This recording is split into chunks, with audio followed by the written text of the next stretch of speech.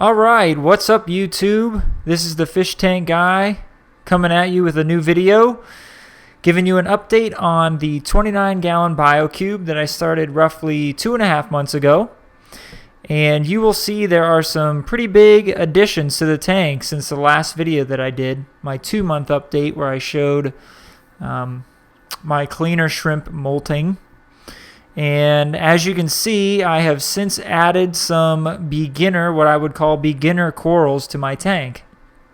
Now, I have never done corals before in any way, shape, or form, so I really had no idea what I was getting into.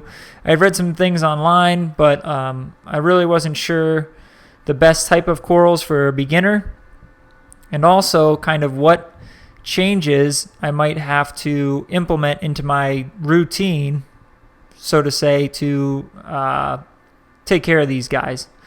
Now, you might read a lot online about calcium and all these nutrients and vitamins and things you need to add into your tank to make sure your corals stay healthy. And as far as I can tell, most of those things are needed for more of the advanced corals. So the hard stony corals, I believe they are, and some of the others that require even more light than what comes with the stock Biocube. So I actually found a really awesome coral store. It's called Slippery Rock Corals. I have put a link in the description to their site so you can check them out. I highly recommend them. They are located in Pennsylvania, roughly right in between Erie and Pittsburgh. So if you're in the PA area or Ohio or even kind of the western half of New York, it's definitely an option for you if you don't have a good store nearby to buy corals. But they have awesome prices, they have great selection, and the owner is fantastic. He actually stayed with us and talked to us about what went into taking care of corals, what they were, how the whole process worked.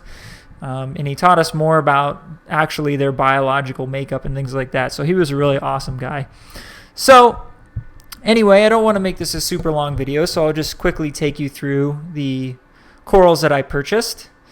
I mostly stuck with kind of like softer corals, corals that would be okay with the Biocube stock lighting, and also corals that didn't require a whole lot of extra maintenance and care. So starting on the bottom left, you'll see kind of like a grassy type coral. That is a green star polyp. Directly above that is a Frogspawn coral.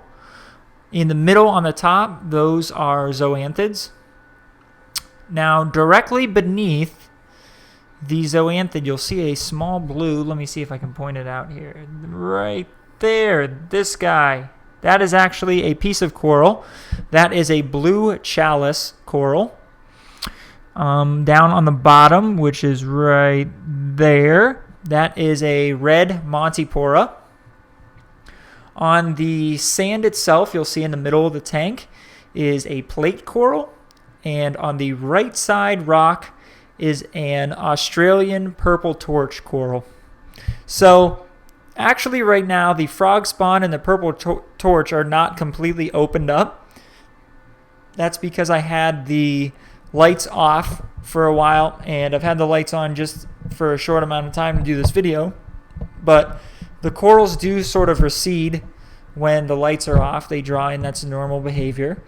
And the cool thing about corals is that they really help you kind of gauge the quality of your water and the quality of your environment at a glance. So if you walk up to the tank in the middle of the day after the lights have been on for a while and your corals are not kind of out and floating around, they're sort of withdrawn and receded, you should start looking at your water parameters because you might have some water quality issues. So also, I don't know if you'll be able to tell in the video, but I added the Coralia pump in the back left that I had purchased and showed it in a previous video. I added that to add some more flow to the tank and make sure that the corals were moving, and they require indirect flow to help keep them healthy and also to help them grow. So other than that, the Green Chromis that you see on the right hand side is doing well. I can't remember if he was in the last video or not. And also the yellow Watchman Goby, which is on the bottom, under the rock in the middle of the tank, is also doing really well. And besides that, I believe right now I have 4 or 5 snails. On the bottom right, you'll see my Hermit Crab has actually eaten one of my snails. I'm not sure if the snail was dead or the Hermit Crab ripped him out of there. I'm starting to call him Mr. Krabs, and man, he's a beast. He kind of runs the tank, even though he's just a Hermit Crab.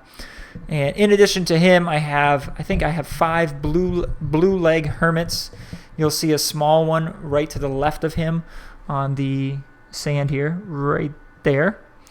And the other ones are in amongst the rockscape, and they're doing their thing. So anyway, just wanted to post a quick video to give you an idea of what it looks like to add some corals to your tank. And just wanted to say that it was not very difficult at all to actually glue them and put them in place. Did not take that much time.